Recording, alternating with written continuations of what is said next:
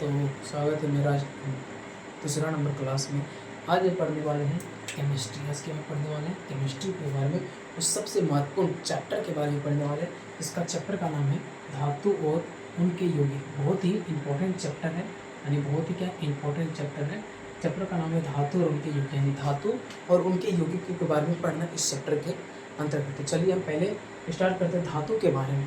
धातु के भौतिक गुण, धातु के भौतिक गुण के बारे में थे क्या, धातु के भौतिक गुण के बारे में पहले जानते हैं। धातु के 72 कक्षा, धातु के क्या 72 कक्षा में 1, 2, 3 इलेक्ट्रॉन होते हैं।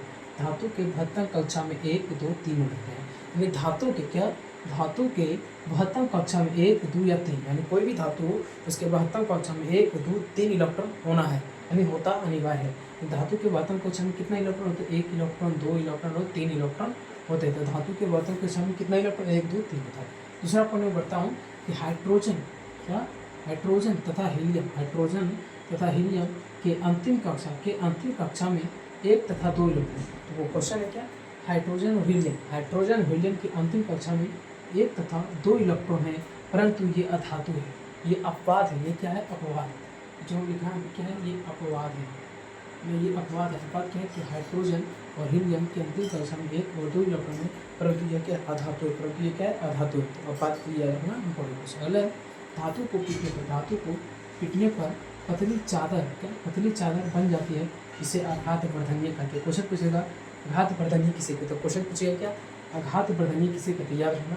धातु को पीटने पर, कोई मानो ये धातु है, इसको पीटेंगे, क्या करेंगे? मानो ये थोड़ा है, इसे हम क्या करेंगे? पीटेंगे। धातु पतली चादर जैसे बनेगी। किसके? पतली चादर, यानी पतली चादर जैसा बन जाएगा। इसी के गुण को क्या कहते हैं? आघात वर्धनीय। इसी के गुण को क्या कहते हैं? आघात वर्धनीय। तो धातु को पीटने पर पतली चादर बन जाती है, जिसे क्या कहते हैं? आघात वर्धनीय कहते हैं। अगला पॉइंट है धातु में तन्यता का गुण पाया जाता है। तन्यता, जैसे कि मानो को ये धातु है, मानो ये कोई धातु है, इसको यहाँ से खींचेंगे तो ये यहाँ आ जाएगा, ये बहुत लंबा ज़्यादा फैल जाएगा, इसे तन्यता कहते हैं। यानी तन्यता का गुण है। धातु में किसका गुण होता है? तन्यता का गुण पाया जाता है। धातु में तन्यता का गुण पाया जाता है। धातु में किसका गुण पाया जाता है? तन्यता, यानी धातु को जितना घिसेगा उतना घिसेगा, पतली पतली चादर जैसा होता है, तो उसी का गुण है क्या? धातु की तन्यता गुण, यानी धातु में तन्यता का गुण पाया जाता है। अगला क्वेश्चन है धातु क्या, धातु उष्मा तथा विद्युत के सुचालक होते। धातु उष्मा तथा विद्युत के क्या होते? सुचालक। धातु क्या होता है? उष्मा तथा विद्युत के क्या होते? सुचालक होते। तो कौन उष्मा तथा विद्युत के सुचालक होते? धातु। धातु क्या होते? उष्मा तथा विद्युत के सुचालक होते हैं। यानी धातु जो है उष्मा तथा विद्युत के क्या? सुचालक। यानी धातु उष्मा तथा विद्युत के क्या? सुचालक होते हैं। अगला पॉइंट है यानी एजी मतलब क्या होगी? चांदी। एजी मतलब चांदी उष्मा का सर्वश्रेष्ठ सुचालक है। उष्मा का सर्वश्रेष्ठ सुचालक कौन है? तो याद रखना चांदी। उष्मा का सर्वश्रेष्ठ सुचालक कौन है? चांदी। एजी यानी चांदी उष्मा का सर्वश्रेष्ठ सुचालक होता है।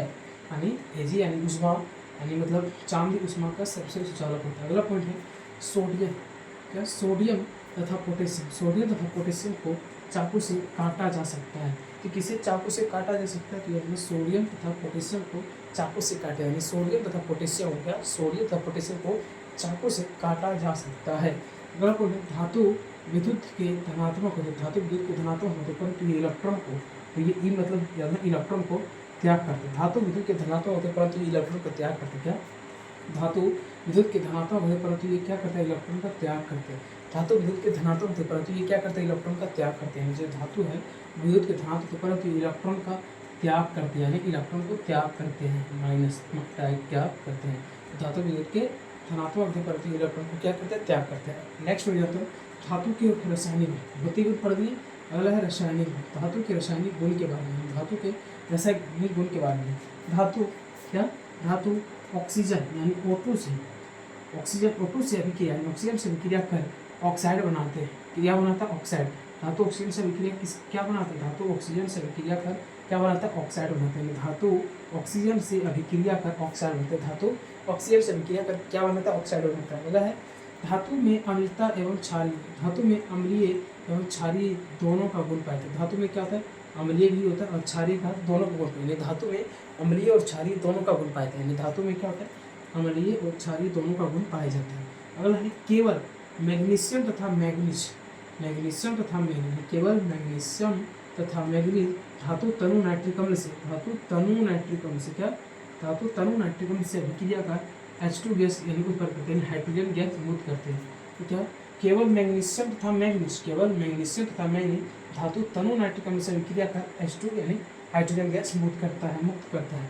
अगला अम्लराज HCl तथा HNO3 का मिश्रण होता है। तो क्वेश्चन पूछेगा अम्लराज किसका मिश्रण होता है, तो HCl का तथा HNO3 का, HCl तथा HNO3 का, यानी अम्लराज जो है HCl तथा HNO3 का मिश्रण होता है। अम्लराज किसका मिश्रण होता है, HCl तथा HNO3 का मिश्रण होता है। जो अम्लराज है वो HCl तथा HNO3 का मिश्रण होता है। अगला है धातु, ये इंपॉर्टेंट पॉइंट, ये 3 जो 4 है बहुत इंपॉर्टेंट पॉइंट है।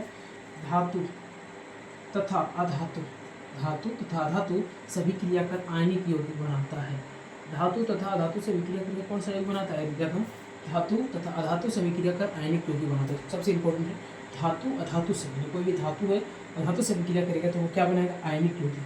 मानो कोई लड़का है कोई लड़की है, यदि वो दोनों मिल जाता है तो संतान की उत्पत्ति करता है। ठीक उसी प्रकार धातु और अधातु आपस में विक्रिया करके आयनिक यौगिक का बनाते हैं। यानी कोई धातु है और कोई अधातु है, वो आपस में विक्रिया करके क्या निर्माण करता है, तो आयनिक यौगिक का निर्माण करता है।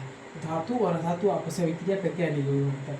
अगला क्वेश्चन है, अगला क्वेश्चन अधातु और अधातु अब कोई मिल जाए, लड़का और लड़का दोनों मिल जाएगा तो क्या करेगा, कुछ नहीं, यानी सहसंयोजित यौगिक, मतलब कुछ नहीं का थोड़ा सा मिट्टी है सजो, यानी अधातु और अधातु से विक्रिया करेगा तो सहसंयोजी यौगिक बन जाएगा। अधातु अधातु से विक्रिया करेगा तो संयोजी उत्तक, अधातु से अभिक्रिया करेगा तो संयोजी उत्तक, अधातु से विक्रिया करेगा संयोजी सहसंयोजी उत्तक। बोला है धातु से, अगर बोला धातु और धातु से अभिक्रिया करेगा तो क्या धातु से अभिक्रिया नहीं करता है, अभिक्रिया नहीं करता है। धातु से विक्रिया क्या करता है, नहीं करता है।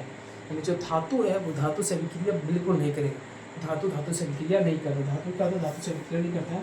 अगला भूपर पट्टी, क्या भूपर पट्टी में दूसरा सबसे अधिक मात्रा में पाए जाने वाला तत्व है एल्यूमिनियम। यानी पूरा पृथ्वी में दूसरा सबसे अधिक मात्रा में पाए जाने वाले कौन सा पदार्थ है, धातु है, तो वो क्या एल्यूमिनियम, वो क्या है एल्यूमिनियम, वो क्या है एल्यूमिनियम है।